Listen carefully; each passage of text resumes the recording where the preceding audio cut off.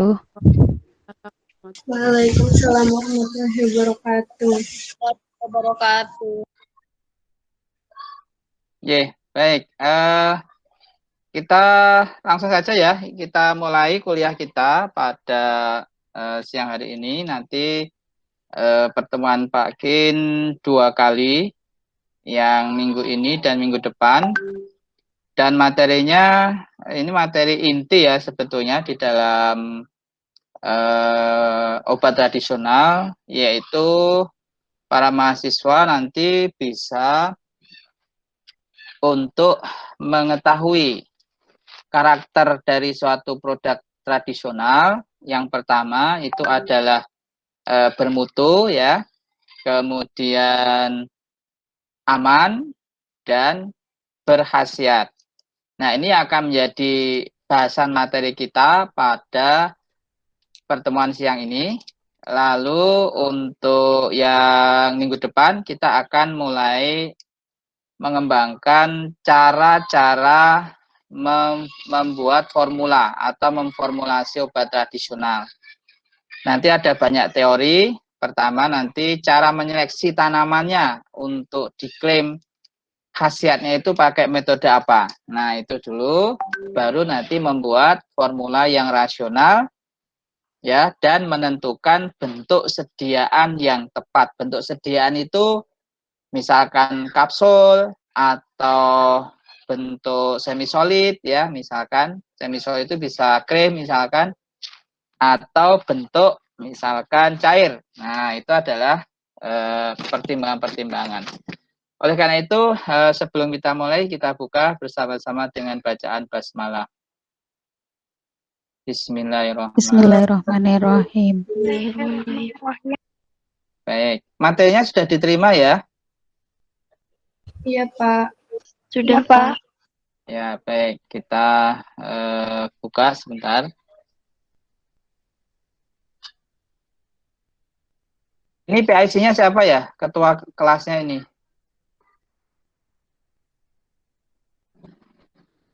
Ada ketua kelasnya enggak ini?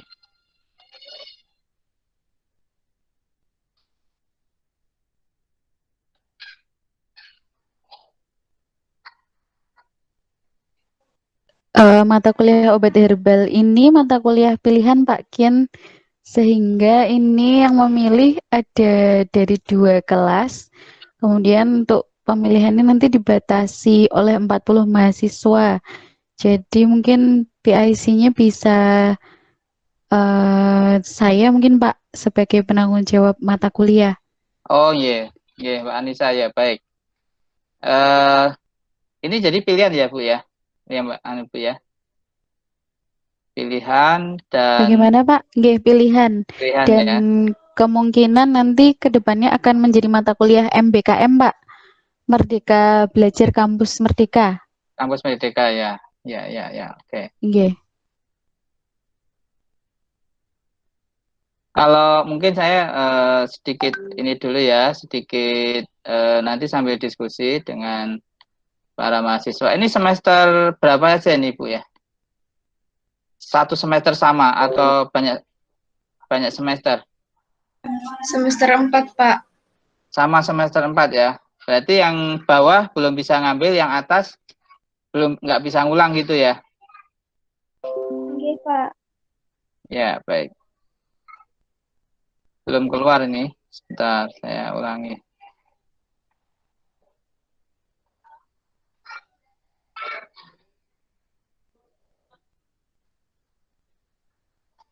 Ya, bisa kelihatan ya? Sudah, Pak. Sudah kelihatan? Baik. Ya, kita akan bicara yang pertama ini adalah tentang kualitas ya. Tentang kualitas, kemudian keamanan dan khasiat, atau bisa kita sebut K3 ya. Namun sebelumnya saya akan menyampaikan pengantarnya dulu. Ini ketika kita bicara tentang obat tradisional ya, kita perlu melihat potensi yang dimiliki kita itu apa. Ibaratnya gini, kok kita berani-beraninya ya, misalkan akan mengembangkan obat herbal atau obat tradisional itu, apa sih yang kita miliki gitu. Lebih kurangnya begitu. Nah, yang pertama, kalau kita bicara tentang produk alam, ya, mungkin sambil saya ketik di sini supaya mahasiswa juga bisa sambil melihat. Kalau kita bicara produk alam, alami atau alam, natural product, itu kan yang pertama itu kelas tumbuhan, ya. Kemudian kelas hewan, kemudian kelas mikro atau jasad renik, ya, mikroorganisme atau jasad renik, ya. Kemudian kelas mineral, dan yang kelima kelas biota laut. Nah, inilah yang kita punya. Dan ini semuanya kita ada ya. Semuanya kita ada. Tumbuhan. Nah, ini yang saya maksudkan. Ini kekayaan kita di sini. Ini informasi yang terbaru dari Ristoja 2015. Ristoja kepanjangan dari Riset Tanaman Obat dan Jamu. Ini dari Kementerian Kementerian Kesehatan. Ternyata posisi Indonesia kalau menurut Ristoja ini sekarang nomor 4 ya, kelas vascular plant-nya, kelas tumbuhan. Meskipun masih ada yang mengatakan Indonesia adalah diversitasnya nomor 2 di dunia setelah Brasil. Tapi kalau kita lihat di sini, Brasil itu tetap nomor 1, tetapi di atasnya Indonesia itu ada Kolombia dan ada Cina. Kolombia ini juga di Amerika Latin ya. Cina ini di Asia Timur ya. Indonesia Asia Tenggara, Meksiko, Venezuela, Ekuador, Peru, ini Amerika Latin semua. Australia, Madagaskar, Kongo ini di Afrika. Ya, kalau kita lihat seperti ini sebetulnya kita jadi tahu ya, negara-negara yang punya potensi berkembang obat tradisional itu ya negara-negara ini, Amerika Latin, ya, Asia Tenggara, kemudian ada Asia Timur kayak Cina ya. Yang Eropa nggak ada, nggak masuk gitu. Eropa nggak ada, negara-negara Eropa.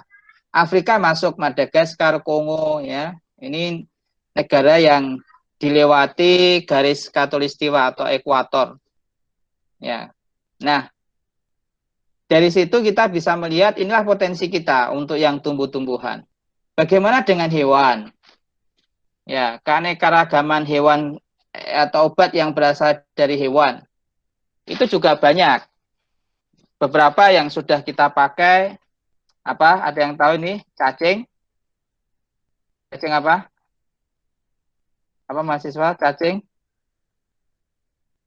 Cacing tanah ya. Cacing tanah, ini produknya. Madu, ya kan?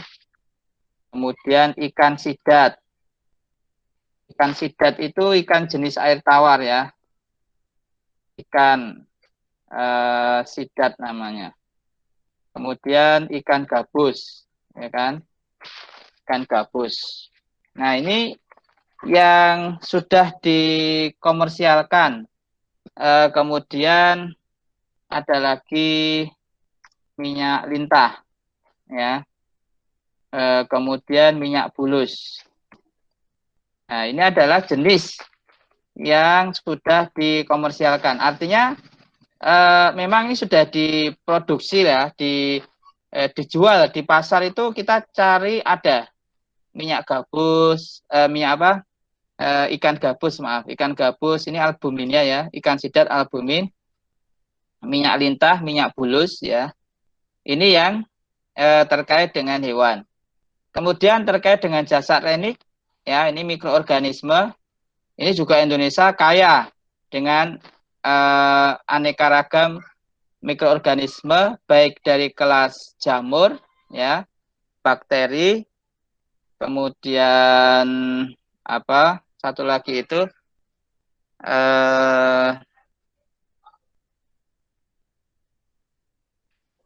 aduh lupa saya, yang jamur yang menyerupai bakteri gitu maksudnya.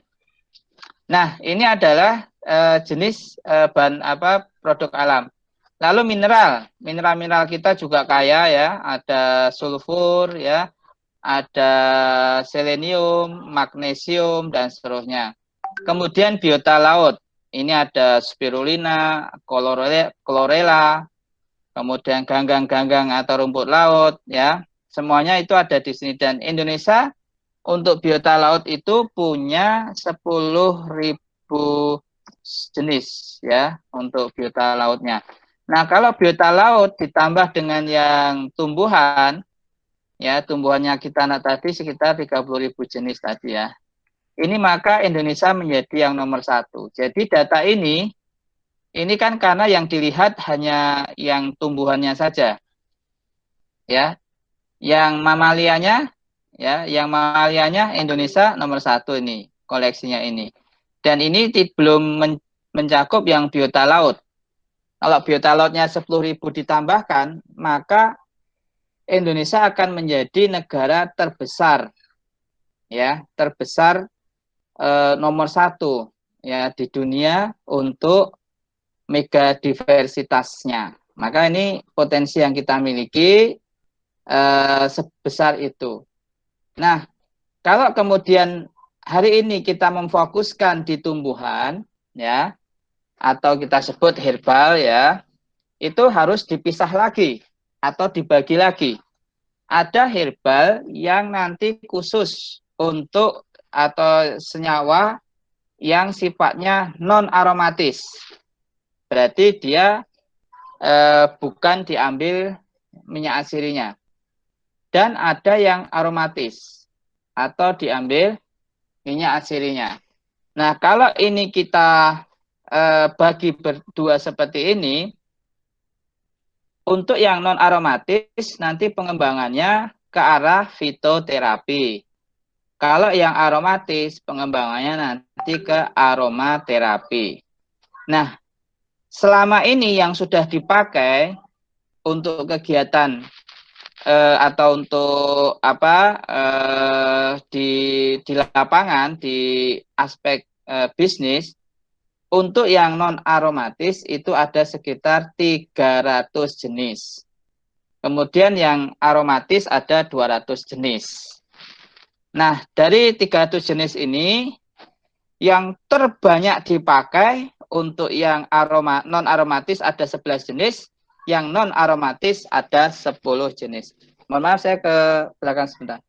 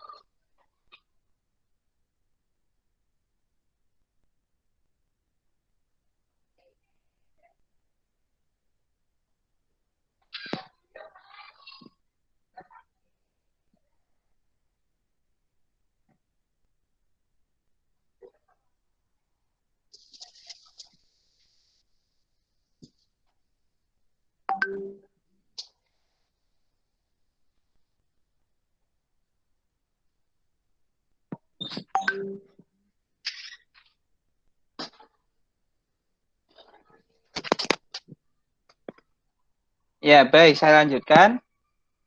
Jadi ini yang 11 jenis. Masih bisa kelihatan, Bu Nisa? Masih, Pak. Ya, ini saya slideshow soalnya nanti siapa tahu kalau nggak kelihatan. Nah, 11 jenis yang non aromatis itu apa saja? Ini ada jenis kunyit, temulawak, jahe, kencur. Nah, ini termasuk yang kelas rimpang atau rhizome ya. Kalau bahasa simplisianya nanti pakai rhizome. Lalu dan jenis folium ada sirih, ada sirsat. Kemudian yang jenis herba itu ada meniran, ada kumis kucing. Lalu yang berupa buah itu ada mengkudu, ada pinang, ada kelapa. Ini 11. Nah, biasanya para mahasiswa, ini yang model Pak Kin mengajar, biasanya Pak Kin akan memberikan tugas. Biasanya begitu. Nah, tugasnya yaitu dari 11 tumbuhan ini. Apalagi nanti kita akan belajar tentang metode seleksi tumbuhannya, metode memformulasinya, dan metode membentuk sediaannya atau memilih sediaan apa yang tepat. Itu. Jadi fokusnya biasanya ada di sini. Kita akan ini. Termasuk ketika nanti Pak Kin misalkan akan meracik. Contoh, meracik untuk penyakit hipertensi misalkan. Contohnya itu. Dari 11 tanaman ini mana yang bisa kita ambil? Nah, kayak gitu. Ya, seperti itu. Contohnya misalkan, oh bisa kumis kucing Pak. Kumis kucing diambil sebagai atau untuk diuresis. Misalkan seperti itu. Atau ini untuk meningkatkan ekskresi urin atau air kencing, pipis gitu. Misalkan seperti ini. Itu yang tunggal. Tapi kalau bicara tentang formulasi nanti di pertemuan yang kedua besok ya, minggu depan, itu tentu tidak hanya kumis kucing. Kalau menurut Kementerian Kesehatan, ya, ramuan itu 2 sampai 5. Ya, 2 sampai 5 jenis. Nah, berarti kalau hanya satu belum bisa disebut ramuan. Itu. 2 baru bisa disebut ramuan. Tapi kalau Pak Kin biasanya merekomendasikan 3 jenis. Dan itu nanti akan kita latih besok pas pertemuan yang ketiga. Kedua, minggu depan maksudnya. Nah, begitu ya. Ini untuk pengantarnya seperti ini dulu. Nah, kalau yang 10 jenis herbal aromatis apa saja? Tadi sudah saya sampaikan, herbal aromatis ini nanti arahnya ke aromaterapi ini. Ya, ke aromaterapi. Itu berarti yang diambil minyak-minyaknya. Ya, minyak atsiri istilahnya. Itu ada minyak nilam. Ya. Ada minyak serai, ada minyak akar wangi, minyak kenanga, cendana, kayu putih, cengkeh, pala, lada, jahe. Jadi ada 10 ini. Ya. Saya ulangi lagi supaya paham. Ini diversitas kita, produk alam kita. Tapi hari ini kita lebih fokus yang ke tumbuhan. Ya, dan tumbuhan atau herba dibagi 2. Ada yang non aromatis. Contohnya apa non aromatis? Ya, senyawa yang tidak menguap, tidak volatil. Flavonoid contohnya, alkaloid, ya, steroid, ya kan, poliketida. Jadi pelajaran fitokimia yang sudah didapatkan jangan dilupakan karena itu nanti menjadi bagian yang tidak terpisahkan dari proses atau mata kuliah ini. Nah, ini jenis yang 11 yang non aromatis tanamannya, lalu ini yang 10 yang aromatis. Berarti kalau misalkan nanti saya memberikan tugas atau memberikan gambaran dari itu, totalnya berarti yang dipelajari hanya sekitar 11 dan 10, berarti 21. Tetapi kalau kita lihat kenyataannya, susunan piramida herbal Indonesia itu seperti ini. Ya, kita punya 30.000 spesies. Ya, dari 30.000 itu ada yang mengatakan suatu data 25.000 ya. Ini yang sudah diketahui taksonominya. Jadi sudah ada taksonnya. Dari ini ada 3.000 yang sudah diketahui khasiatnya. Dari 3.000 ini ada 300 yang sudah dimanfaatkan. Dari 300 itu ada 50 yang sudah bisa dibudidayakan. Dari 50 itu ada 11, maaf ini 11 ya. Tadi kan 11 ini. Nah, ini ada 11 tanaman yang sudah atau yang paling banyak dipakai. Ini dari kelas yang non aromatis ya maksud saya. Kalau yang aromatis tadi ini 10 ya tadi ya. Nah, dari 11 itu ternyata yang paling banyak adalah kunyit gitu. Jadi ya kalau misalkan mahasiswa akan pengen untuk belajar herbal, kalau terpaksanya nggak bisa 11 ya kunyit aja, coba dipelajari kunyit gitu. Seperti itu. Ya, ini pengantar yang ingin saya sampaikan. Baik, sekarang kita akan bicara tentang kualitas. Kualitas itu bicara tentang aspek apa saja toh? Kualitas itu sebetulnya bicara tentang 5 hal ini. Ya. Kalau saya bilang ini herbalnya bermutu atau berkualitas, itu berarti dari sisi teknologinya. Berarti ini nanti dari sisi pembuatan bentuk sediaan. Misalkan gelnya ya tidak pecah, kemudian kapsulnya bagus ya, kemudian apalagi serbuknya ya, serbuk teh itu tidak rusak dan seterusnya. Ini teknologi itu bagian dari bahasan kualitas. Lalu formulasi, nah ini yang akan kita bahas di pertemuan berikutnya nanti tentang teknik memformulasinya. Kemudian stabilitas dari zat aktifnya itu. Lalu standarisasi spesifik dan standarisasi non-spesifik. Jadi ini bicara kualitas ruang lingkupnya. Mari kita lihat yang pertama.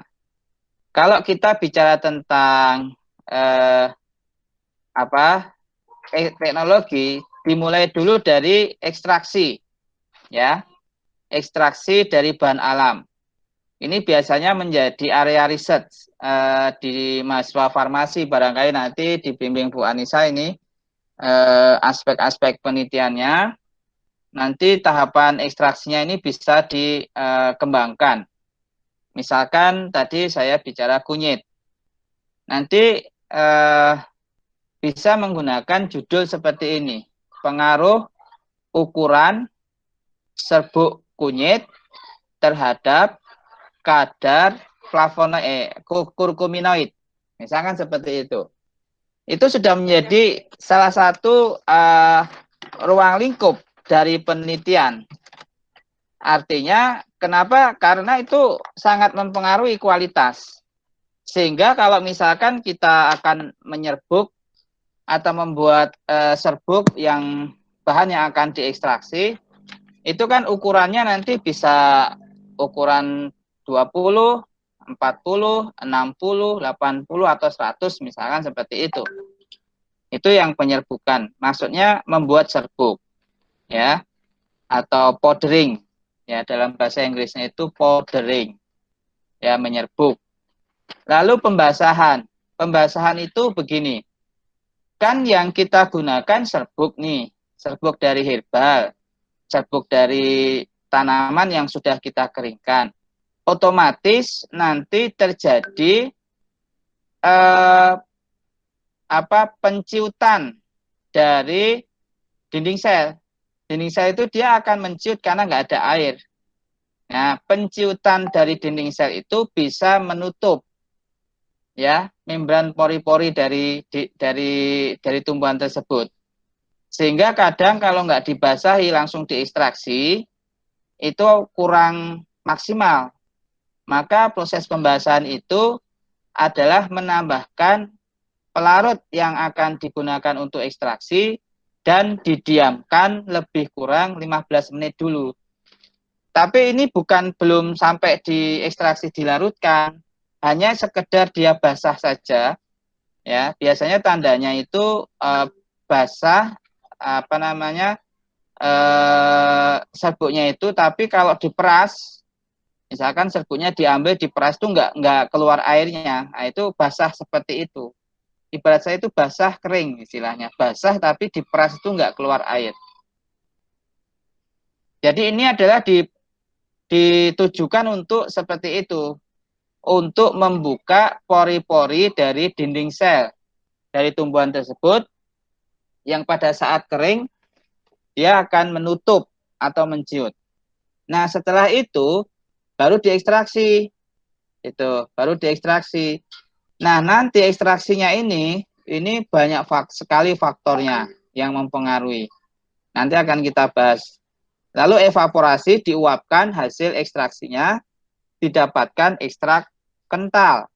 Gitu ya, ekstrak kental. Nah, ekstrak kental ini ditambah dengan bahan pengering, misalkan maltodextrin bisa, amilum bisa, laktosa bisa. Itu menjadi ekstrak kering. Nah, ekstrak kering inilah yang kemudian nanti digunakan untuk formulasi atau membuat ramuan atau formula. Nah, semua ini akan menjadi faktor yang mempengaruhi dalam hal teknologi ekstraksi yang mempengaruhi dari kualitas dari herba yang akan kita buat. Itu terpengaruhi dengan ini. Pertama, metode ekstraksi. Metode ekstraksi ini akan mempengaruhi. Kalau bicara tentang metode ekstraksi, secara umum yang konvensional ya, itu ada dua. Yang pertama dengan panas atau ekstraksi panas atau ekstraksi dingin gitu. Kalau ekstraksi panas berarti dia tidak boleh menggunakan panas, dia boleh menggunakan panas. Kalau ekstraksi dingin dia tidak boleh menggunakan panas. Nah, pertanyaannya kapan kita melakukan ekstraksinya panas, kapan kita melakukan ekstraksi dingin? Dasar pemilihannya adalah stabilitas dari zat aktif tersebut. Apakah dia tahan panas, kita sebut sebagai termostabil, atau dia tidak tahan panas, kita sebut sebagai termolabil. Kalau dia tahan panas, berarti dia boleh dipakai metode ekstraksi yang menggunakan panas. Seperti itu ya. Ini akan mempengaruhi kualitas atau mutu dari bahan baku dalam hal ini ekstrak yang dihasilkan. Kalau suatu senyawa, katakanlah dia turunan ester. Ester itu kan tidak tahan panas. Berarti ini kuliah kimia organik jangan dilupakan tentang struktur kimia dari suatu senyawa dan golongannya itu bisa untuk menaksir atau memprediksi stabilitasnya. Golongan-golongan ester itu tidak tahan panas.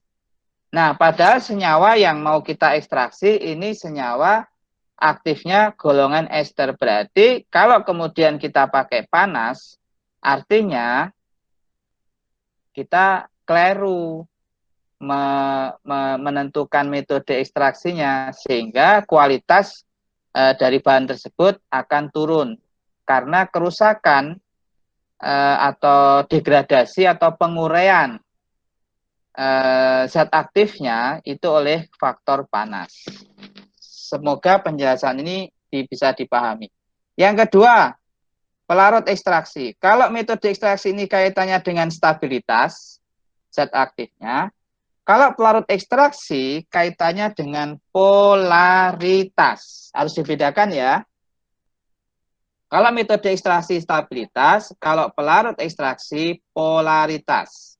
Berarti di sini berlaku yang disebut dengan light dissolve light. Ya.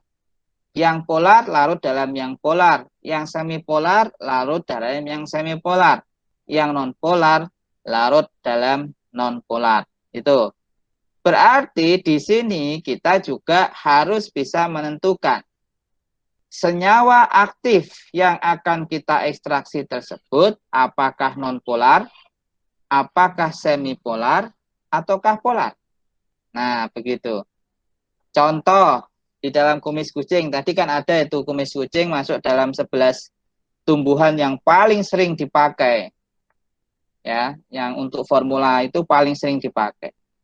Nah, pelarut ekstraksinya, karena sinensetin ini suatu flavonoid yang dia mempunyai gugus OCH3 atau kita sebut gugus metoksi.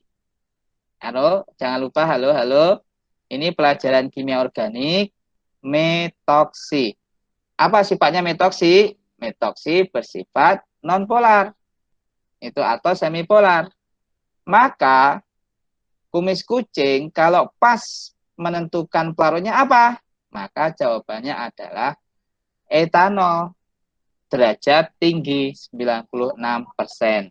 Kenapa begitu? Karena dia suatu flavonoid yang memiliki gugus metoksi. Nah, metoksi itu akan meningkatkan atau menurunkan polaritasnya sehingga dia lebih mudah larut dalam pelarut-pelarut yang non-polar.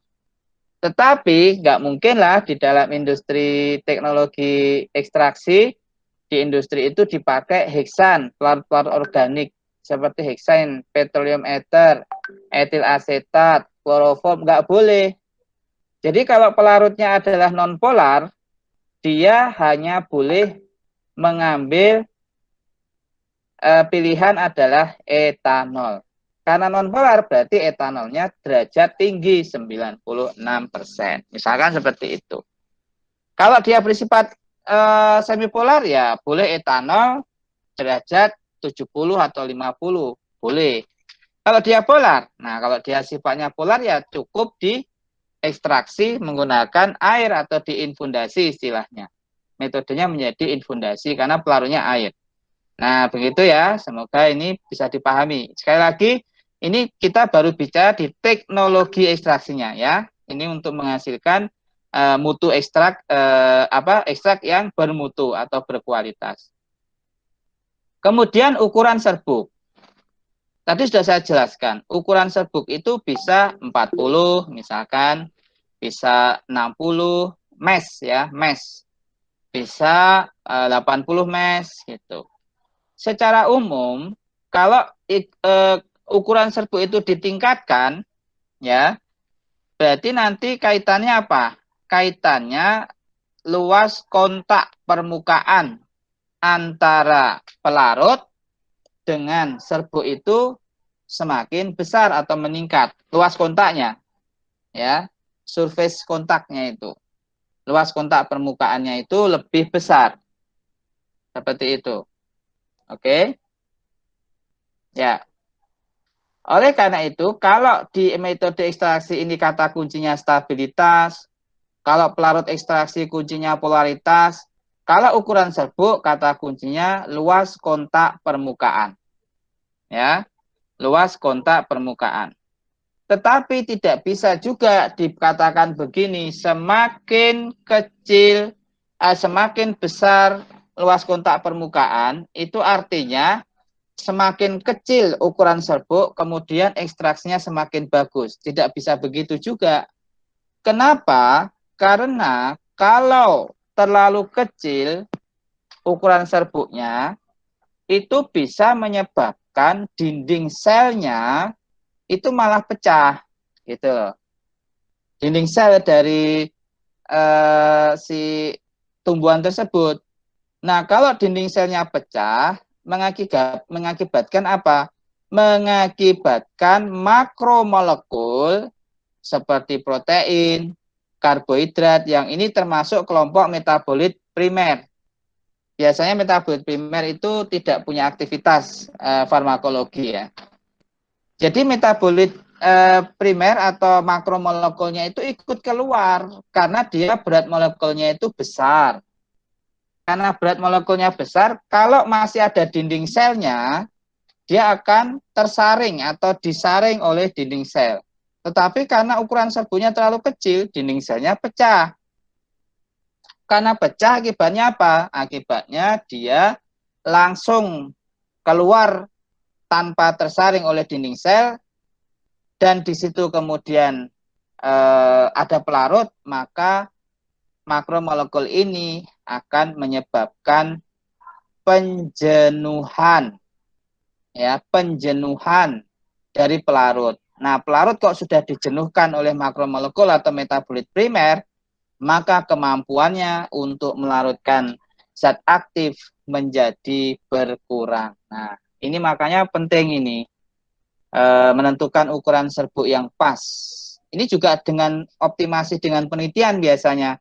Kayak tadi, pengaruh ukuran serbuk kunyit terhadap kadar kurkuminoid. Nah, misalkan seperti itu.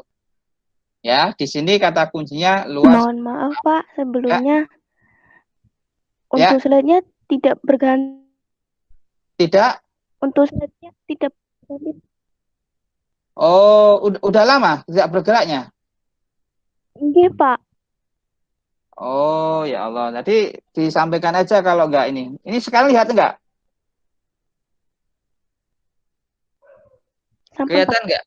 Kelihatan. Kelihatan, Pak. Lihat Pak. Ya. Ini saya memang masih menjelaskan di sini ya. Masih menjelaskan di teknologi Sudah ekstraksi. Pak. Ya. Oke ya. Saya lanjutkan. Yang berikutnya rasio atau perbandingan simplisia dengan pelarut. Ya, ini biasanya nanti dioptimasi juga penelitiannya, misalkan pengaruh rasio simplisia pelarut terhadap kadar zat aktifnya. Misalkan rasionya dibuat 1:2, 1:5, 1:10, misalkan gitu. 1:2 itu berarti 1 bagian simplisia, 2 bagian pelarut. Memang secara teorinya semakin banyak pelarutnya itu ekstraksinya semakin efektif, semakin bagus.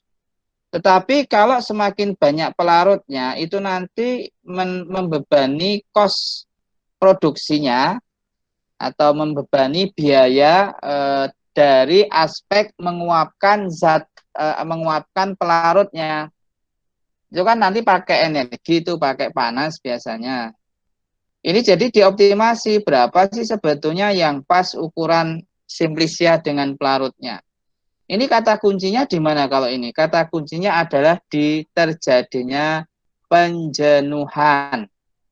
Penjenuhan. Jadi metode ekstraksi, kata kuncinya ada di stabilitas, pelarut ekstraksi di polaritas, ukuran serbuk ada di luas kontak permukaan. Nah, kalau rasio simplisia, S itu simplisia, P itu adalah pelarut, ini ada di kata kuncinya adalah penjenuhan.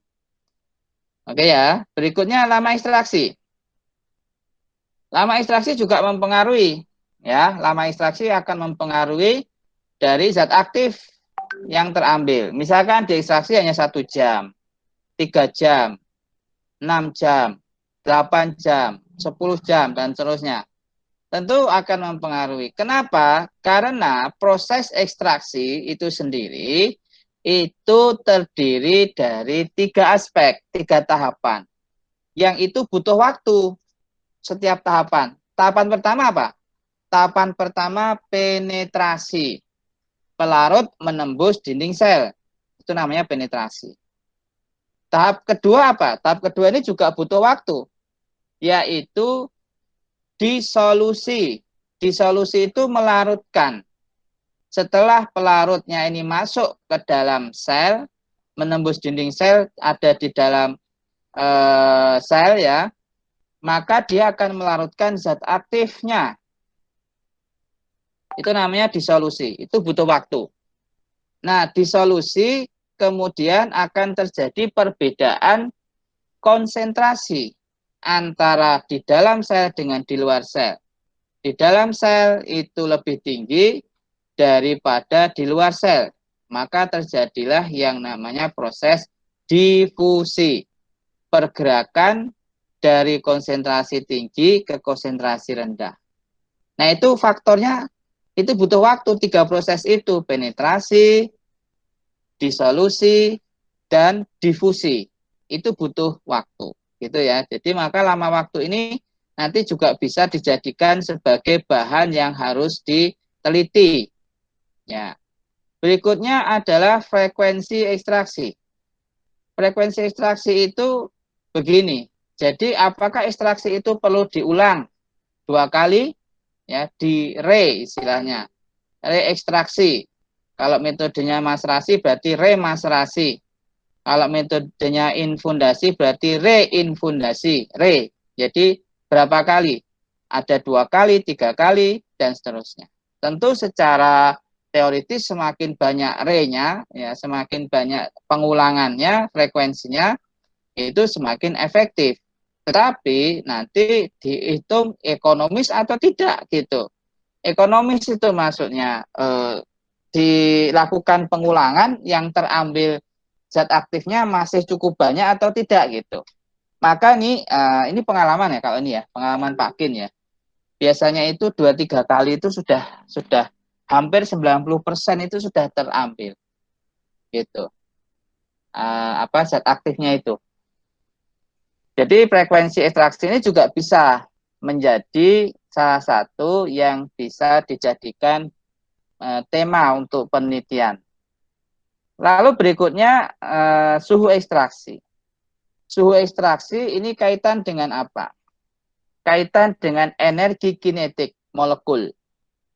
Jadi kalau suhu ekstraksinya dinaikkan, molekul itu gerakannya akan lebih aktif. Molekul yang dimaksud di sini molekul pelarutnya. Molekul pelarutnya itu akan lebih aktif. Kalau diam si molekul pelarut katakanlah etanol itu dikasih penambahan suhu, maka nanti dia akan makin aktif kemampuannya untuk melarutkan zat aktifnya. Nah, seperti itu. Karena apa? Karena energi kinetiknya meningkat. Energi kinetiknya meningkat. Itu pengaruh ekstraksi. Sehingga biasanya senyawa-senyawa yang sedikit larut di dalam air, dengan pemanasan dia bisa larut. Tapi nanti begitu ininya dingin,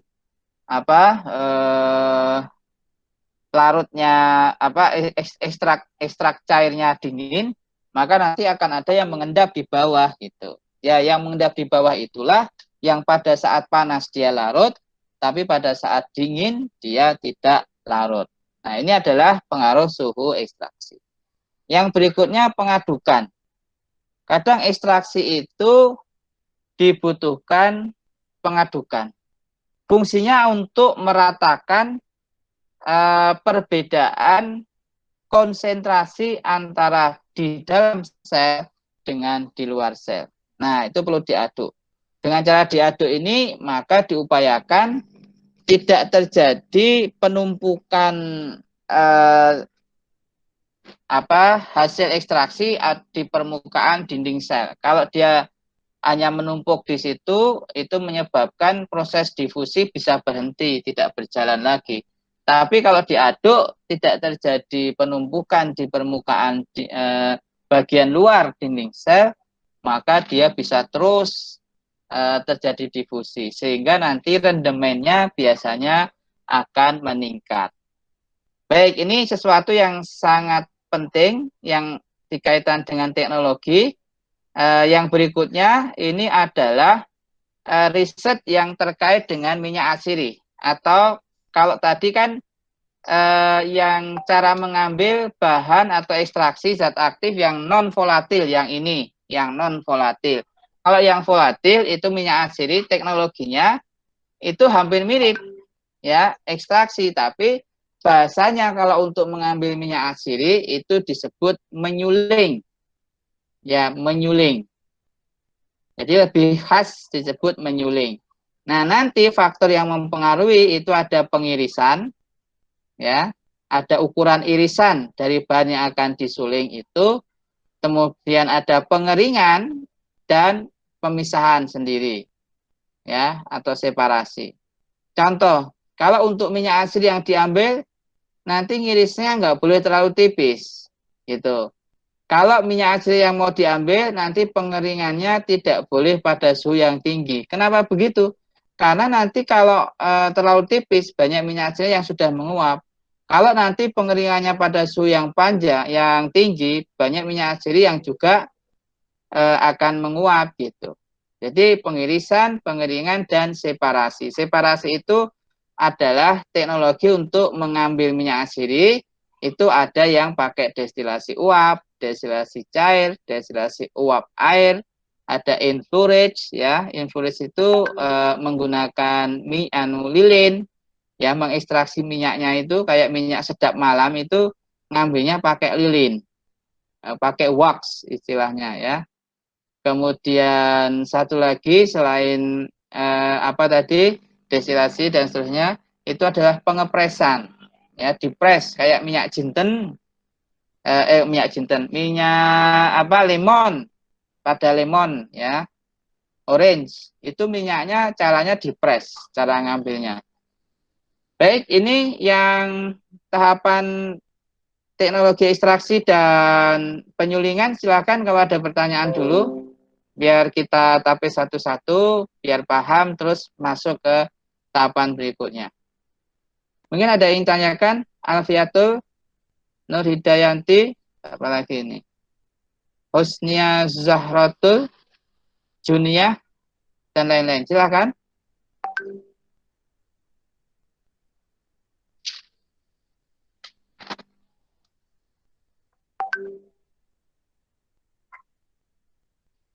Baik, semoga sudah jelas.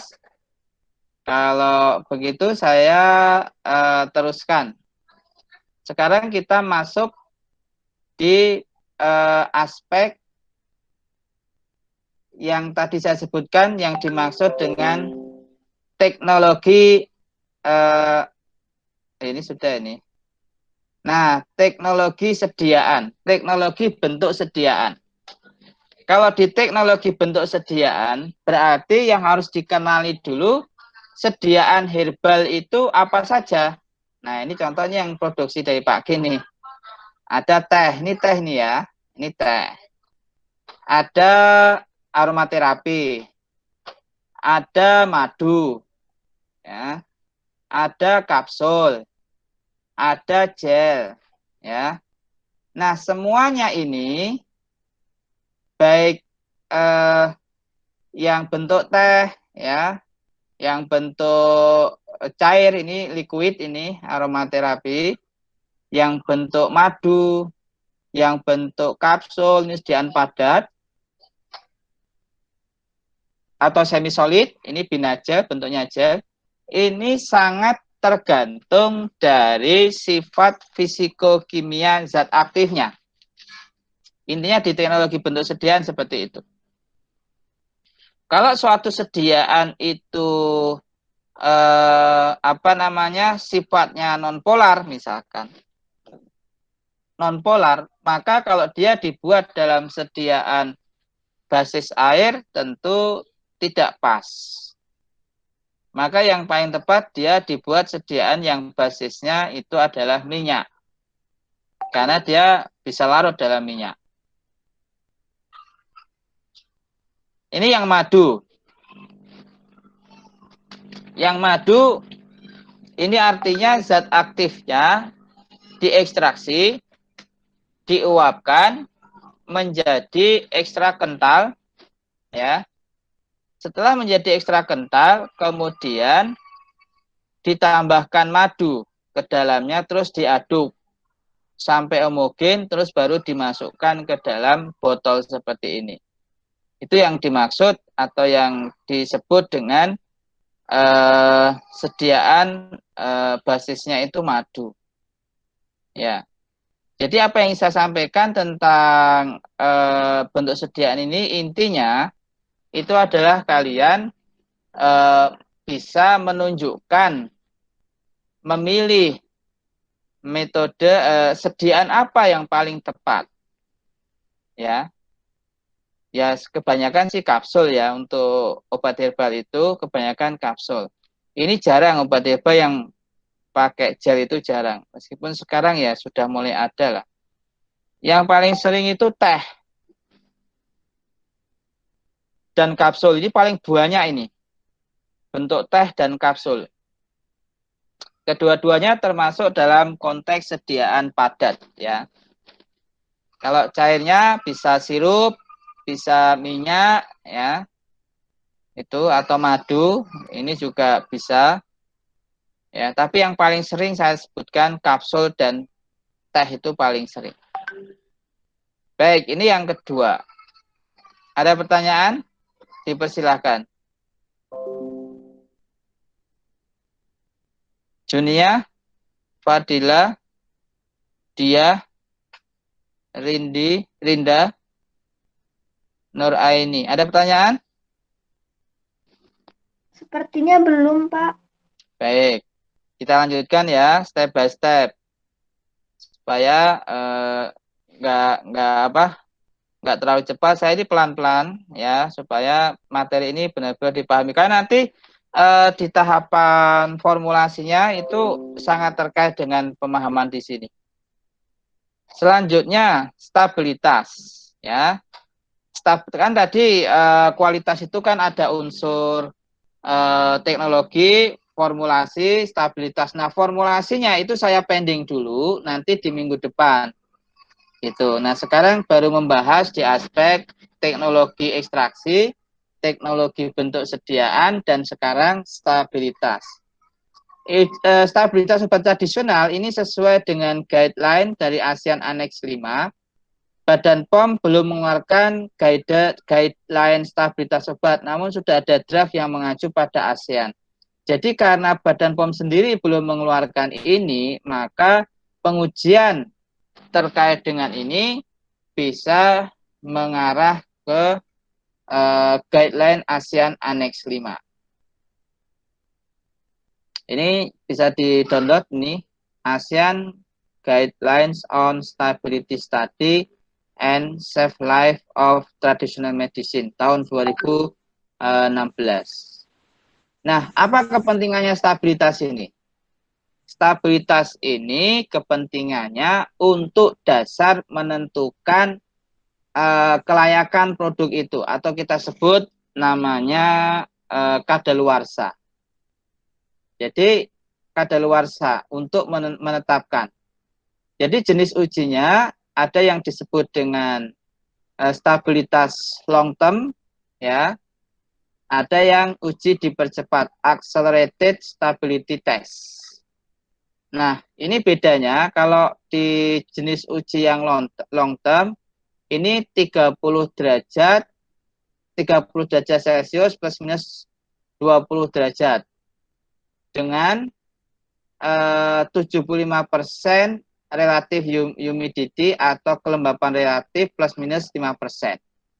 Ini persyaratan kondisi, berarti obat atau herbal yang kita produksi itu ditempatkan di kondisi seperti itu. Lalu ada yang dipercepat, disebut accelerated, itu 40 derajat. Jadi naiknya 10 derajat sendiri ya, dari 30 itu menjadi 10 derajat sendiri. Terus ini frekuensi pengujian 3 bulan, 6 bulan, kemudian 1 kali tiap tahun. Jadi ini yang diuji apa? Yang diuji adalah produk pertinggal atau produk yang kita tinggal nanti diuji apakah masih memenuhi syarat atau tidak. Ya, ini yang uji stabilitas sekali lagi itu untuk menentukan waktu kadaluarsa atau kelayakan obatnya itu bagaimana. Nah, ini yang contoh, yang perbedaan yang sebelah ini adalah yang disebut dengan apa? Long term. Yang sebelah kiri ini, karena suhunya 30 derajat, kelembapan 75%. Dia disimpan di sini. Tapi kalau yang dipercepat, dia suhunya kita masukkan ke dalam semacam oven ya, yang suhunya bisa kita atur, kemudian diatur 40 derajat Celcius dengan kelembapan 75%, kita masukkan ke sini. Ya. Kemudian nanti di akhir pengujian secara periodik ini akan kita ambil, kita tentukan dengan misalkan menentukan kadar flavonoid totalnya. Ya, ini contoh. Ini pada kumis kucing ini. Pada kumis kucing. Ya, yang ngandung quercetin. Yang ini pada kunyit. Ya, ini pada kunyit. Ya, ini kurkuminoidnya. Kalau ini tadi pembandingnya quercetin. Ya, quercetin.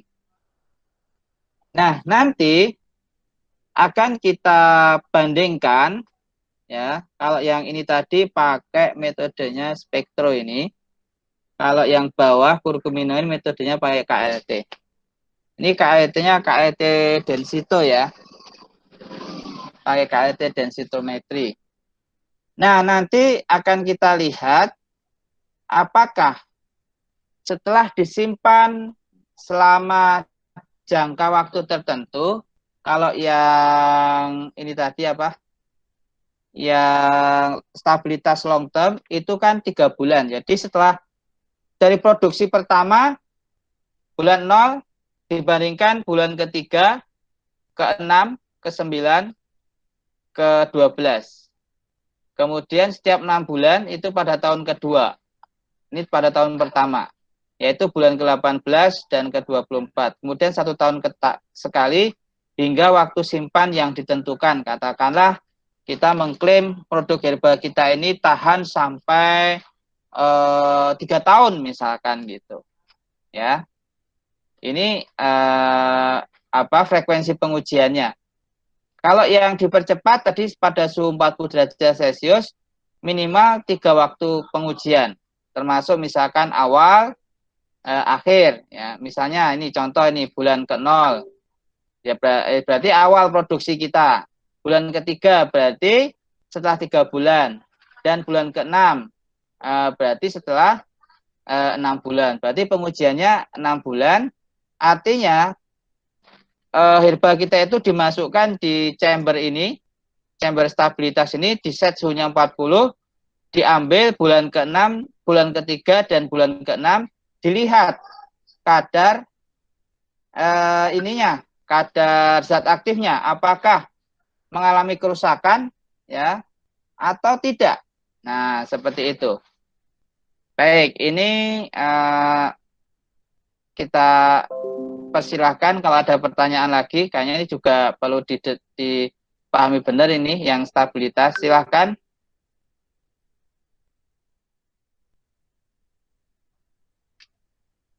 Angga ini kalau ada. Astin, Bilkis, Desi, Dia, ada? Hadir, Pak. Ya, silakan Dia.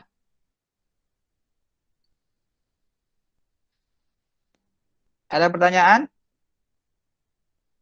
Sepertinya belum, Pak. Belum ya, baik. Kita lanjut, kalau begitu ya. Oke. Sekarang kita masuk yang aspek ini. Agroklimat. Agroklimat ini termasuk kaitan dengan standarisasi nanti. Ya, standarisasi. Ini faktor yang mempengaruhi zat aktif atau bahan baku kita yang dipengaruhi oleh faktor lingkungan. Jadi faktor lingkungan ini akan mempengaruhi kualitas tumbuhan obatnya. Yang dimaksud di sini kualitas itu apanya? Kadar zat aktifnya. Ya. Sehingga riset areanya nanti begini. Ada ketinggian tempat tumbuh, ya, ada cahaya, ada faktor suhu, kelembapan, jenis tanah, ya, nutrisinya, aerasi. Aerasi itu adalah udara yang masuk ke dalam tanah itu. Kemudian mikrobiota itu adalah bakteri yang ada di dalam tanah. Ini akan mempengaruhi, ya, akan mempengaruhi dari kualitas tumbuhan tersebut. Ini pernah terjadi ya. Purwoceng yang asalnya dari Wonosobo itu lebih bagus daripada di daerah lain. Seperti itu. Karena Purwoceng yang tumbuh di Wonosobo itu mendapatkan unsur aslinya, nutrisi, aerasi, dan mikroba, yaitu dari daerahnya di mana dia tumbuh tersebut. Gitu. Jadi ini juga harus dikendalikan. Di sini nanti ada standarisasi spesifik dan non-spesifik. Kemudian pengaruh budidaya. Pengaruh cara budidaya itu juga bisa mempengaruhi ya kualitasnya. Nah, apa saja yang berkaitan dengan budidaya bibit unggul? Itu sangat pengaruh itu. penggunaan bibit unggul dengan bibit yang biasa. Penyiraman, disiram nggak? Misalkan. Pemupukan, dipupuk nggak?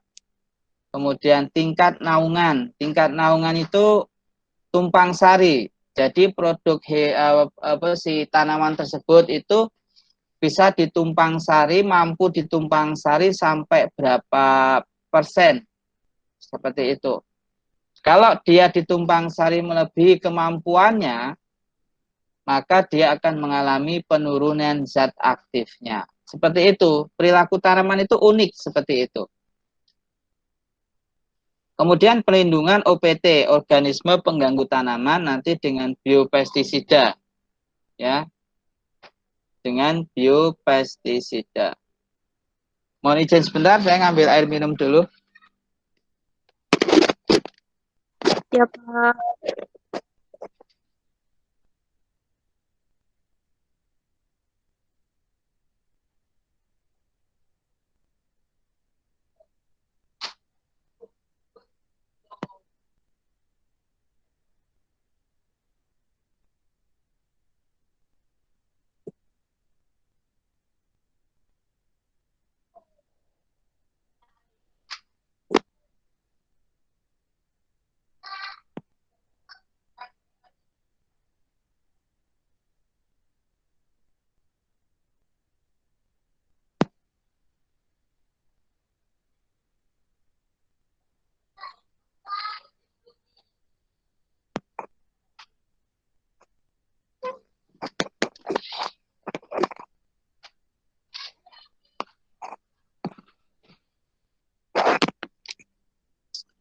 Ya, baik, kita lanjutkan. Ya, jadi pengaruh tumbuhan, kualitas tumbuhan itu bisa dipengaruhi oleh di mana dia tumbuh dan bagaimana menumbuhkannya, artinya teknologi budidayanya. Biasanya wilayah ini sih tidak dimasuki oleh farmasi, jarang gitu loh farmasi masuk wilayah di dua aspek ini, di agroklimat ya, ini namanya agroklimat yang aspek suhu, aspek aerasi tanah, itu namanya faktor lingkungan atau agroklimat ya. Kalau aspek budidaya ini bibit, penyiraman, pemupukan, tingkat naungan, OPT, ini biasanya juga farmasi nggak di sini ya. Tetapi harus tahu juga bahwa tumbuhan obat itu kualitasnya sangat dipengaruhi dari di mana dia tumbuh dan bagaimana menumbuhkan atau membudidayakannya. Ya, nah nanti variabel-variabel yang akan kita kendalikan itulah yang disebut standarisasi, ya. Yang mana itu ada spesifik, ada non spesifik, ya. Ini yang biasanya kita sudah mulai masuk di sini di agroindustrinya, yaitu pasca panennya, yaitu membuat simplisia, ekstrak dan minyak asiri. Yang ekstrak dan minyak asiri sudah saya sampaikan tadi ya. Tinggal membuat simplisianya. Kalau kita lihat di sini ada istilah yang disebut good harvesting practice, yaitu umur tanaman. Berapa yang di umur tepat untuk panen? Nah, misalkan begitu. Bagiannya apa? Tadi di awal 11 tumbuhan, kencur itu bagiannya rimpangnya.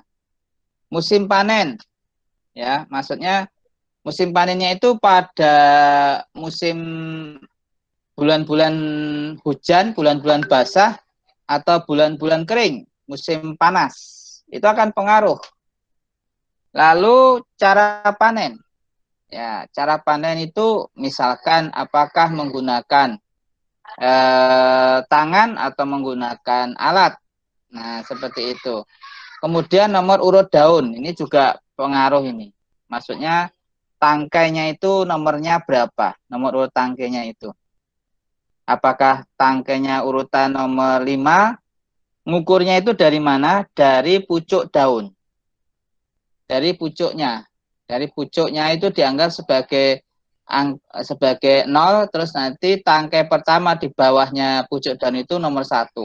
Nah, ini unik ya, kayak kumis kucing, itu yang bagus justru yang menuju ke bawah. Tangkai-tangkai yang makin tua daunnya. Tapi kalau teh beda, teh itu lebih bagus yang menuju ke atas, menuju ke pucuk-pucuk gitu istilahnya. Menuju ke daun yang muda itu kalau teh lebih bagus kualitasnya.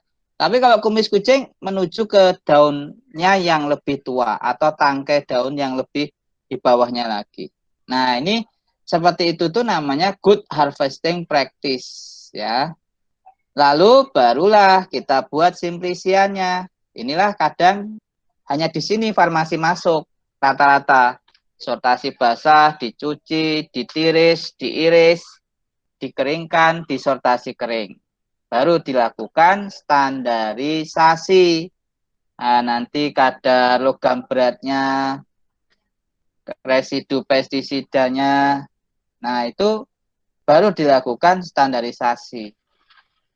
Nah, ini kalau bicara masalah mengiris, nanti ada cara pengirisan dan ketebalan irisan. Tadi sudah saya jelaskan, saya singgung. Kalau yang akan digunakan itu adalah minyak atsiri yang akan diambil, maka jangan terlalu tipis. Kalau minyak atsiri bagusnya agak tebal, agak ke arah tebal, supaya nggak banyak yang menguap. Itu contoh. Kemudian pengeringan. Pengeringan itu juga harus dilihat, misalkan metode pengeringannya apa. Gitu ya. Kemudian suhu pengeringannya berapa? Lama pengeringannya berapa lama? Suhu pengeringannya misalkan kalau rata-rata untuk minyak atsiri itu nggak boleh lebih dari 50 derajat Celcius. Nah, metode pengeringannya bisa pakai oven, bisa pakai langsung sinar matahari ditutup kain hitam, misalkan seperti itu metode pengeringan.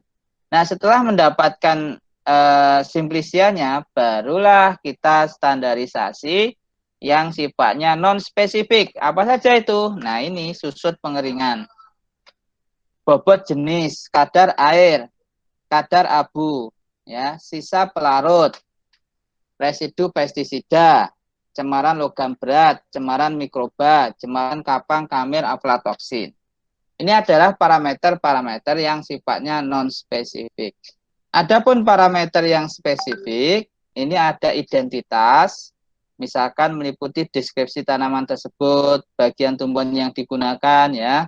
Lalu organoleptis, ya, menggunakan panca indera untuk mendeskripsikan bentuknya, misalkan baunya seperti apa, warnanya kayak apa, kalau perlu rasanya dijilat itunya, simplisiannya.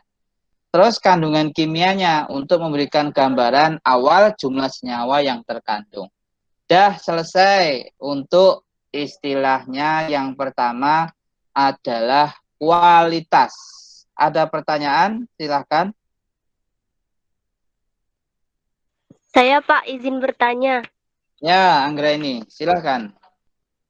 Kan tadi Bapak menjelaskan ya Pak, misalnya ada tanaman yang di daerah A sama di daerah B itu kualitasnya berbeda ya Pak.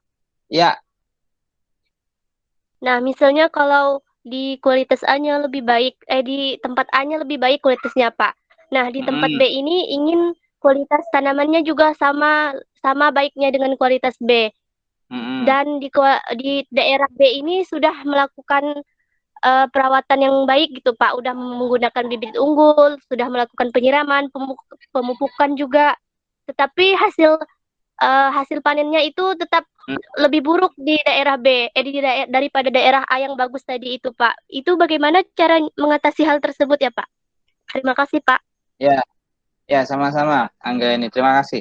Jadi gini, memang itulah salah satu bedanya kita belajar di pengembangan obat modern dengan obat tradisional. Itu salah satunya di situ, salah satu faktor.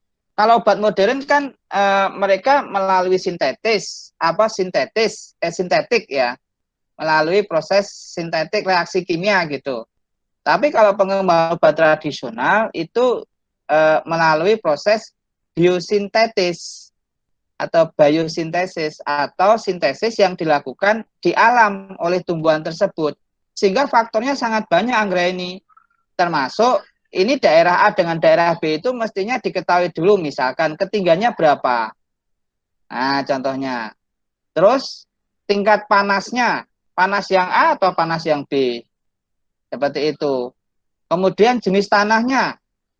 Tanah yang cocok itu kan kalau jenis tanah itu ada latosol, ada regosol, ada andosol. Istilahnya ada yang lebih ke fraksi pasir ya. Fraksi pasirnya lebih dominan atau fraksi liat, tanah liat istilahnya. Tanah liatnya lebih dominan atau fraksi humus ya, istilahnya tanah yang coklat gitu. Biasanya kalau pasir itu agak ke putih. Kalau lihat itu agak ke merah ya, tanah-tanah yang merah gitu.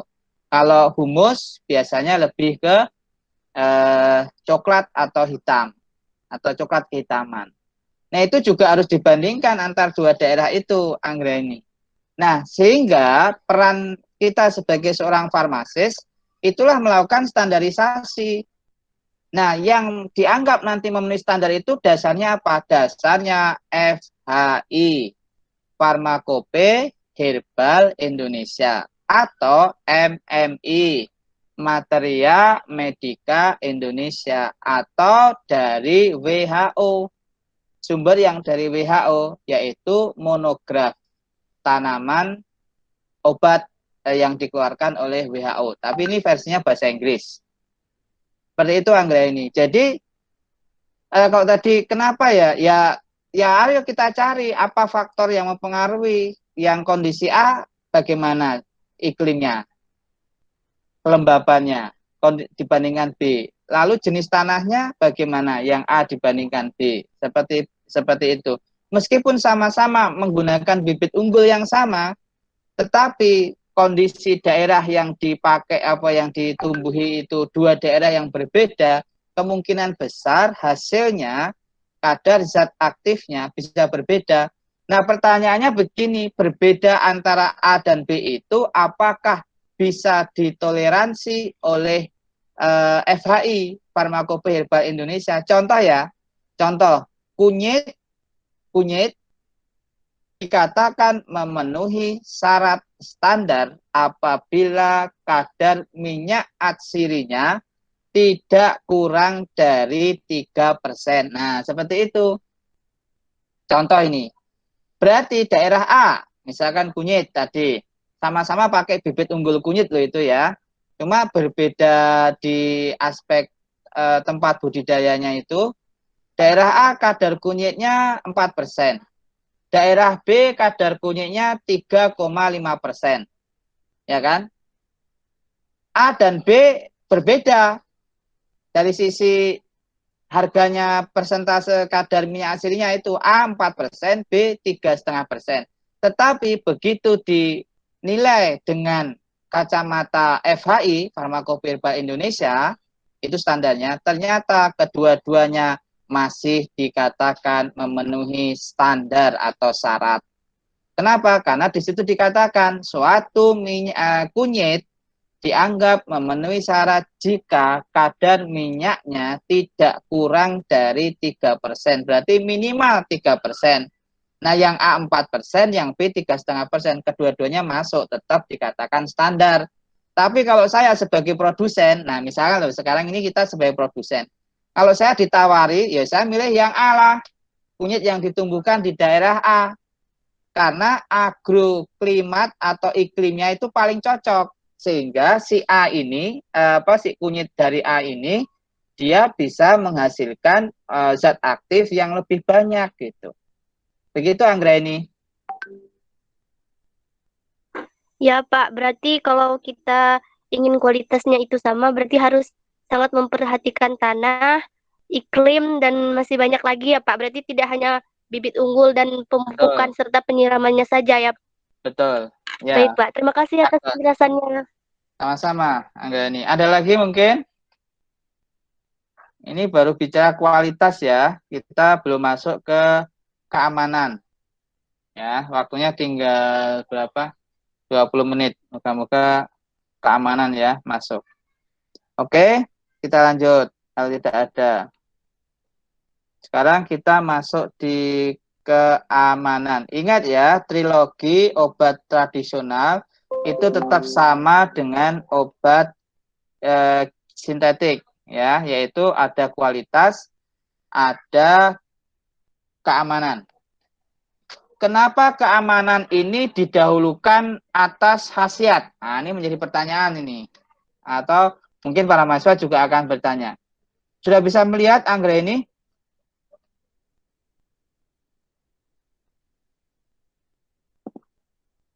Slide-nya Pak Akin sudah bisa dilihat? Bisa, Pak. Ya, baik. Keamanan lebih dulu daripada khasiat. Filosofinya Sudah, begini. Pak. Ya. Filosofinya adalah lebih baik aman meskipun dia kurang berkhasiat daripada dia berkhasiat tetapi tidak aman atau istilahnya toksik. Jadi karena itulah aman itu didahulukan atas khasiat atau manfaat. Sehingga saya biasa urutannya membahasnya itu memang dengan bahasa QSE. QSE. Q-nya quality, tadi sudah kita bahas. Kemudian S-nya safety atau keamanan. Dan E-nya adalah efficacy atau manfaat atau khasiat. Maka setelah membahas Q atau membahas kualitas, sekarang kita membahas keamanan dulu. Itu. Kenapa? Karena tumbuhan itu lebih baik aman dulu. Meskipun khasiatnya belum tentu. Yang penting aman. Dipakai. Itu intinya. Nah, yang paling tidak kita rekomendasikan sudahlah dia itu tidak aman, artinya toksik, beracun, dan tidak berkhasiat. Ya sudah, yang tanaman seperti ini nggak usah dipakai. Sudah tidak aman, apalagi tidak berkhasiat. Kalau aman dan berkhasiat, lah itu yang kita harapkan. Sudahlah aman, berkhasiat lagi gitu. Nah, ada yang tadi yang dia itu tidak aman tapi berkhasiat. Gimana itu, Pak? Nah, ya saya katakan lebih baik didahulukan yang aman meskipun tidak berkhasiat. Ya kan? Nah, bagaimana kalau dia itu tadi tidak aman dan berkhasiat? Ya nggak usah dipakai gitu. Atau dipakai dengan pertimbangan tertentu. Seperti itu. Jadi kalau dibuat ininya nanti yang paling prioritas pertama ya aman dan berkhasiat. Itu prioritas pertama. Prioritas kedua aman meskipun belum tentu berkhasiat. Itu prioritas kedua. Yang prioritas berikutnya adalah tidak aman tapi berkhasiat.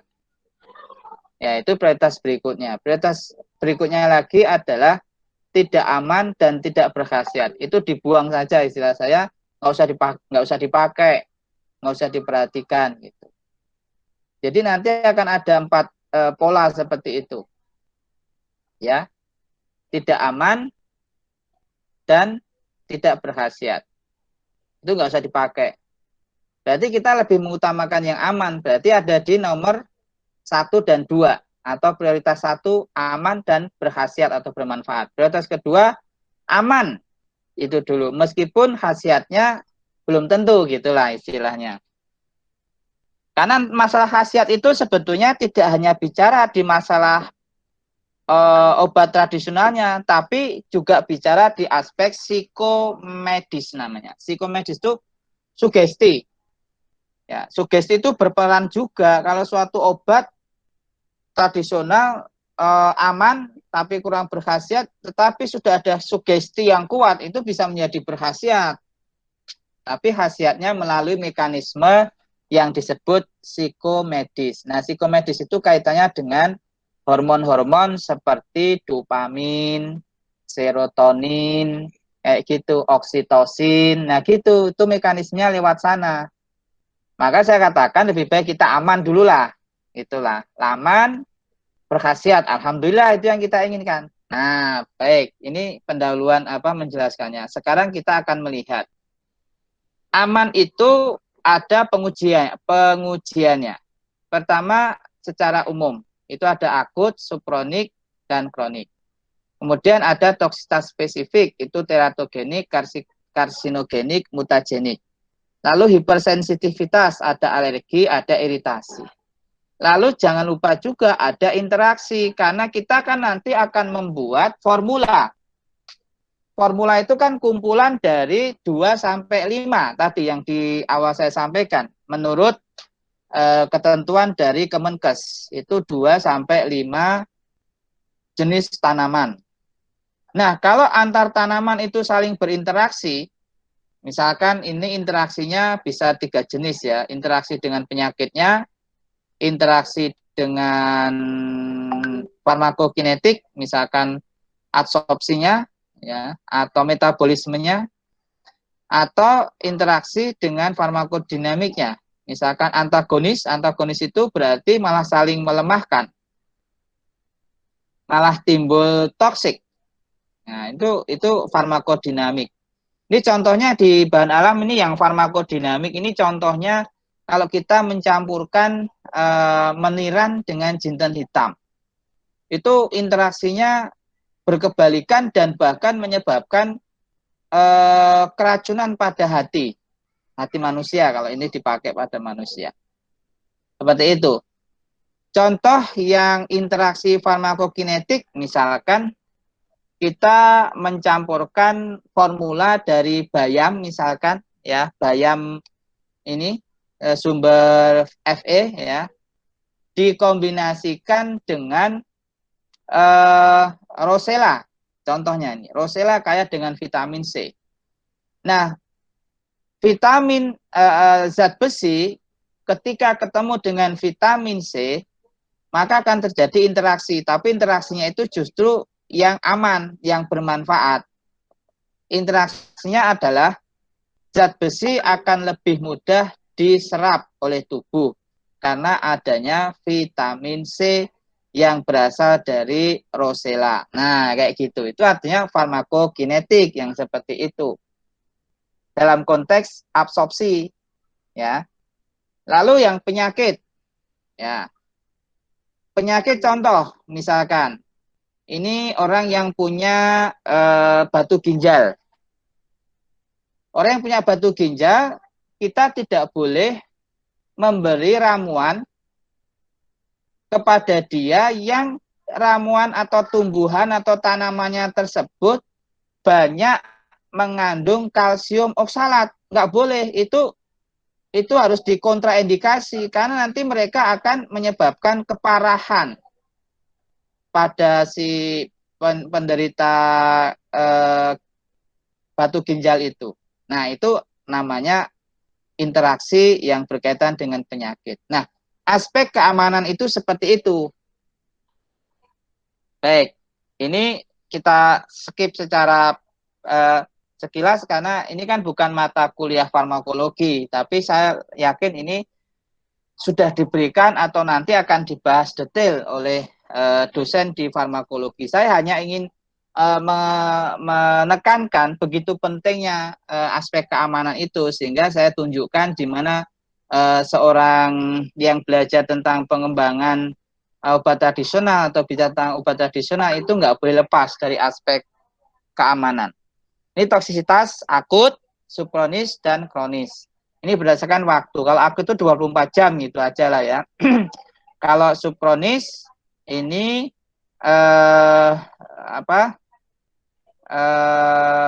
lebih kurang ini 28 hari. 28 ya betul 28 hari. Kalau kronis ini sampai 6 bulan. Ya, dipakai selama 6 bulan itu bagaimana? Itu yang toksisitas. Kalau yang toksisitas spesifik ini ada tadi ada teratogenik. Ini apakah ramuan itu aman untuk ibu hamil misalkan berarti janin. Ya. Kalau metagenik berarti apakah ramuan itu menyebabkan perubahan susunan genetik DNA misalkan? Apakah ada? Contohnya, misalkan zat aktif namanya asaron. Asaron ya ini terdapat pada sejenis tanaman yang kita sebut Acorus calamus atau dringo. Itu ternyata bersifat karsinogenik dan mutagenik. Jadi hati-hati. Dia bisa dikonsumsi, bisa menyebabkan perubahan struktur DNA dari tubuh kita dan juga bisa memicu terjadinya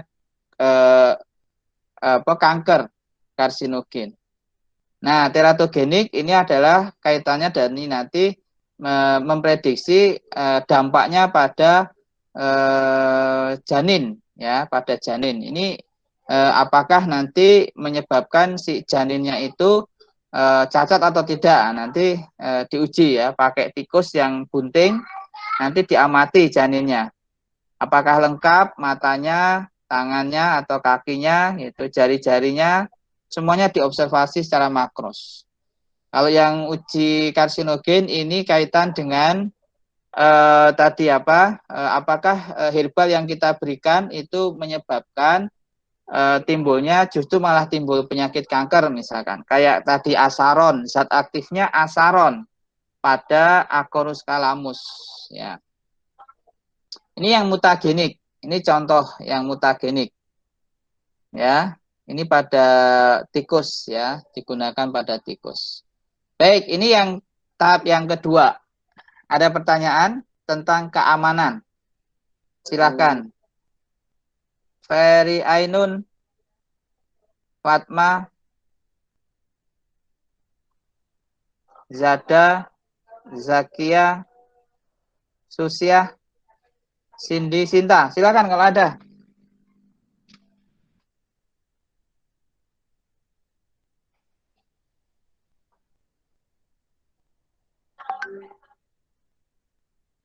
Tidak ada?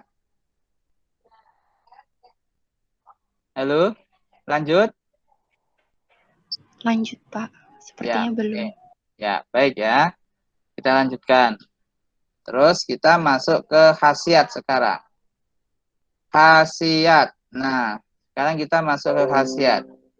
Nah, kalau bicara masalah khasiat, kalau tadi keamanan, khasiat atau manfaat, nanti bahasanya bisa efektif, ya. Khasiat, manfaat atau benefit, ya. Kemudian ada lagi manjur, ya. Bahasanya di masyarakat itu manjur, mujarab, tokcer. Nah, itu identik ya maknanya, ya. Tapi saya sendiri biasanya lebih suka menggunakan khasiat atau efektif. Itu bahasa Inggrisnya effectiveness, ya, effectiveness. Itu. Nah, kalau kita melakukan klaim suatu tumbuhan, ya, itu memiliki khasiat apa? Contoh nih, misal pare, ya, pare berkhasiat sebagai penurun tekanan penurun kadar gula darah atau diabetes untuk mengobati diabetes. Maka pertanyaannya itu dasarnya apa ya? Nah, kan gitu. Kok bisa pare digunakan untuk diabetes itu dasarnya apa ya? Nah, dasar itulah yang disebut istilahnya evidence based. Evidence based. Berarti evidence based itu bisa sifatnya empirik, ya, bisa sifatnya preklinik, bisa juga sifatnya klinik, atau EBM, evidence based medicine. Itu. Nah, ini saya mau tanya ini, mohon dijawab ini dari mahasiswa. Ya, Diah Nawang, mohon dibuka. Kita interaksi ya. Diah. Gimana, Pak? Ya. Ya. Tadi Pak Kin mengatakan begini, kalau orang kena diabetes, dia itu mengkonsumsi pare. Rasanya pare itu pahit. Pahit. Kalau menurutmu, sepengetahuan kamu, kalau kamu ditanya orang, itu dasarnya apa ya? Misalkan seperti itu, kira-kira kamu jawabnya gimana? Dasarnya pakai yang mana? Dari yang tadi saya jelaskan tadi itu. Yang ini. Yang empiris itu pengalaman. Artinya pengalaman. Atau praklinis. Atau malah klinis. Atau evidence based medicine. Kira-kira milih yang mana? Empiris evidence. Apa? Empiris evidence. Iya. Gimana cara menjelaskannya yang empiris evidence itu?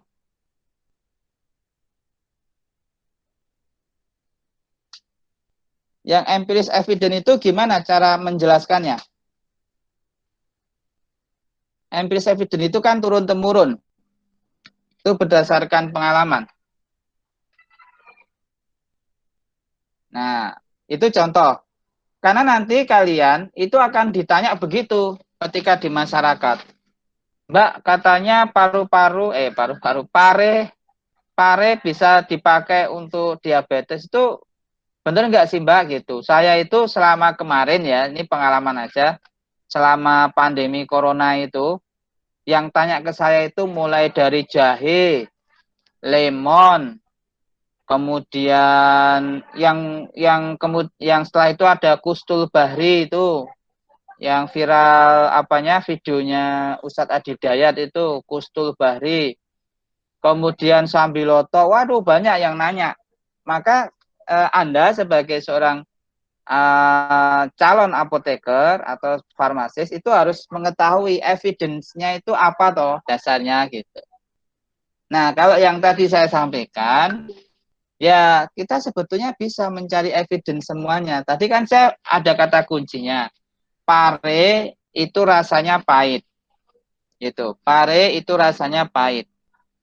Nah, sesuatu yang rasanya pahit itu menurut empiris pengalaman itu bisa menetralkan yang manis. Nah, yang seperti itu tuh ilmunya di sini namanya etnomedicine. Nah, gitu. Seperti itu. Paham ya? Ini contoh ini. Nanti saya bahas pas pembentukan formula, nanti akan kita detailkan, akan kita bahas. Tetapi dari pengalaman ini dulu, dari contoh ini, semoga sudah paham bahwa pare, ya, Momordica carantia, nama latinnya, itu bisa digunakan sebagai atau memiliki khasiat menurunkan kadar gula darah atau untuk anti diabetes.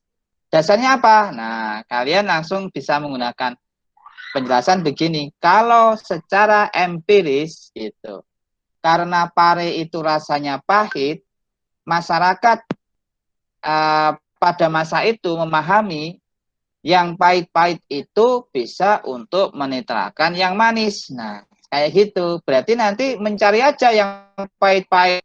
Selain yang pare, ada brotowali, ada sambiloto, ada mahoni, ada mimba, dan seterusnya. Itu ternyata setelah dilakukan uji secara praklinis itu berarti pakai animal, kalau in vivo, bisa pakai in vitro, bisa pakai in silico, pakai prediksi komputer, secara komputasi, ya, docking molekul namanya, itu terbukti juga ya kandungan karantin namanya. Zat aktifnya dari Momordica carantia namanya karantin, itu ternyata bisa menstimulasi produksi insulin pada beta Langerhans, pada sel beta pankreas.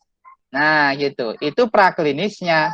Nah, klinisnya ternyata pare sudah dipakai di Poliherbal Rumah Sakit Umum Pusat Sarjito. Sudah ada di sana. Namanya klinik Poliherbal RSUP Sarjito. Itu ternyata untuk pasien yang diabetes dikasih pare, begitu. Jadi nanti tinggal yang kalian hadapi itu siapa. Kalau misalkan yang dihadapi itu adalah orang awam, ya pakai yang model etnomedicine ini bisa, gitu ya. Pakai yang itu, atau mau pakai yang bukti ilmiah, misalkan ini dokter, ya, pakai yang metode-metode praklinis, atau malah clinical evidence, atau bahkan evidence based medicine. Dicari ada nggak sistematik reviewnya, Bu Anissa? Bu, ini Mas ini udah dapat EBM belum ya, Bu? Evidence based herbal medicine ya, Pak? Ya, sudah dapat. Belum ada, Pak, tapi setiap mata kuliah baik fitokimia, farmakognosi itu kita menyampaikan tentang searching literatur atau jurnal. Oh ya, ya oke ya. Berarti Nggih. udah lebih sedikit banyak udah tahu lah ya tentang evidence based medicine. Jadi dasarnya untuk mengklaim khasiat itu ya ini, gitu loh. Nah, sekarang mau kita bahas satu-satu, tapi waktunya sudah lebih nih. Nggak Nggih, apa-apa. Pak. Ya, nanti Betul, Pak. kita lanjutkan nanti di minggu depan ya, Bu ya. Nggih, insya Allah jam 1 juga. Jam 1 ya. Nanti ini sekalian formulasinya jadi satu. Saya ingin membahas tentang bukti empiris dulu ya secara lengkap supaya masa dapat gambaran. Karena nanti ketika saya memberikan cara meraciknya nanti sudah enak. Tinggal ini mau pakai apa ya, empiris kah atau praklinis atau klinis seperti itu. Begitu Bu Anissa sementara dari saya. Baik, Pak Kintoko, terima kasih atas waktu yang diberikan. Sudah mau mengisi perkuliahan ya di mata kuliah obat herbal hari ini. Mudah-mudahan apa yang disampaikan oleh Bapak bisa diterima dengan baik oleh adik-adik mahasiswa dan bermanfaat bagi kami semua, nggih. Ya mungkin kita akhiri dengan bacaan hamdalah. Alhamdulillahirabbil alamin. Pada forum chatting ada kuis dari perkuliahan hari ini, mohon untuk dikerjakan ya adik-adik. Ya baik Pak Kintoko, terima kasih. Mohon maaf kekurangan dari kami, Pak. Nggih. Tidak ada yang kurang, Bu. Ini luar biasa. Billahi taufiq wal hidayah. Nggih. Wassalamualaikum warahmatullahi wabarakatuh. Waalaikumsalam. Undur diri. Mohon izin pamit, Pak. Nggih. Ya, assalamualaikum. Terima kasih, Pak. Ya, Waalaikumsalam warahmatullahi wabarakatuh. Terima kasih, Pak. Terima kasih, Pak.